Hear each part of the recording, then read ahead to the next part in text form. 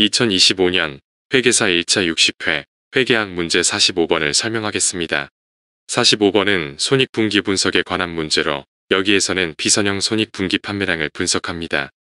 회계캠프 채널에서는 공인회계사, 세무사, 감정평가사, 관세사 시험에서 출제된 원가관리회계 분야의 기출문제 풀이 과정을 영상자료를 제작하여 설명하는데, 이 영상자료는 온 에어 스튜디오의 인공지능 음성 영상 제작 프로그램과 네이버의 클로버 더빙 프로그램을 이용하여 작성하였음을 알려드립니다. 본 영상에서는 공인회계사, 세무사, 감정평가사, 관세사 1차 시험에서 출제된 원가관리회계 기출문제와 공인회계사, 세무사 2차 기출문제 풀이 과정을 문항별로 설명하고, 기출문제 설명자료를 연도별, 주제별로 재생 목록을 만들고, 주제별 기출문제 중에서 중요한 문제는 중요기출문제 재생 목록으로 정리하였습니다. 본 영상은 전반부에서 연도별 기출문제와 당해연도 기출문제를 목차별로 분석하고, 후반부에서 출제문항에 관련된 핵심 개념과 풀이 과정을 설명합니다. 따라서 출제문항에 관한 풀이 과정만 필요한 경우에는 전반부를 건너뛰고 후반부의 풀이 과정 설명을 참고할 것을 추천합니다. 동영상 하단의 더보기를 클릭하면 연도별 기출문제 재생 목록이 일크되어 있으니 활용하기 바랍니다. 2025년 공인회계사 1차 60회 회계학 과목은 문제 1번부터 50번까지 50문제가 출제되었는데, 이 중에서 원가관리회계 분야는 문제 41번부터 문제 50번까지 10문제가 출제되었습니다. 10문제 중에 3문제는 원가회계 분야에서 출제되었고, 나머지 7문제는 관리회계 분야에서 출제되었습니다. 이 문제의 난이도는 기본적 수준으로 출제 분야에 대한 핵심 내용을 파악했으면 풀 수 있는 수준에서 출제되었습니다. 따라서 이 문제를 통해서 원가관리회계 분야의 출제 동향을 파악하고 출제 분야에 대한 핵심 내용을 명확히 정리하고 숙달하는 것이 중요합니다. 45번은 손익분기 분석에 관한 문제로 여기에서는 비선형 손익분기 판매량을 분석합니다. 손익분기 분석은 관련 원가 분석과 함께 관리회계의 중요한 주제인 의사결정에 관한 중요한 분석 도구입니다. 따라서 손익분기 분석에 관련된 개념을 명확히 이해하고 이러한 개념이 익숙해질 때까지 반복해서 숙달하는 것이 중요합니다.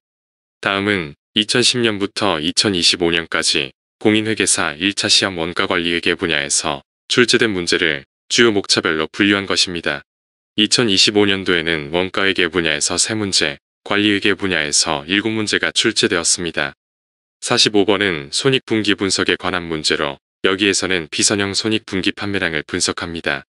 주대하는 단일 제품을 생산 및 판매하는데 판매량 구간별로 단위당 판매 가격이 비선형으로 다르게 적용됩니다. 여기에서는 판매량 구간별로 상이한 단위당 판매 가격과 단위당 변동비 및 고정비에 관한 자료를 토대로 손익분기 판매량을 분석합니다. 손익분기 분석은 조업도에 관한 의사결정을 분석하기 위해 조업도 측면에서 원가와 이익을 분석합니다. 원가는 조업도 측면에서 변동원가와 고정원가로 구분하고, 이익은 매출액에서 변동원가를 차감하여 공원이익을 계산하고, 공원이익에서 고정원가를 차감하여 영업이익을 계산합니다. 손익분기 분석에서는 조업도에 관한 의사결정을 분석하기 위하여 조업도 측면에서 이익과 원가를 분류합니다. 조업도의 측면에서 원가는 변동원가와 고정원가로 구분하고, 이익은 매출액에서 변동원가를 차감하여 공원이익을 계산하고, 공원이익에서 고정원가를 차감하여 영업이익을 계산합니다. 단위당 판매 가격에서 단위당 변동원가를 차감하여 공원이익을 계산하는데, 여기에서는 누적 판매 수량에 따라서 판매 가격이 비선형으로 감소합니다. 판매량 구간이 5,000개 이내에서 단위당 판매 가격은 100원, 여기에서 단위당 변동원가 60원을 차감한 단위당 공원이익은 40원으로, 판매 구간이 5,000개 이내의 최대 공원이익은 20만원으로, 이 구간에서는 고정원가인 28만원을 회수하지 못하고, 따라서 이 구간에서 손익분기 판매량은 해당되지 않습니다. 다음 판매 구간인 10,000개까지의 구간에서 손익분기점에 도달하기 위해서 추가로 회수해야 할 고정원가는 8만원입니다.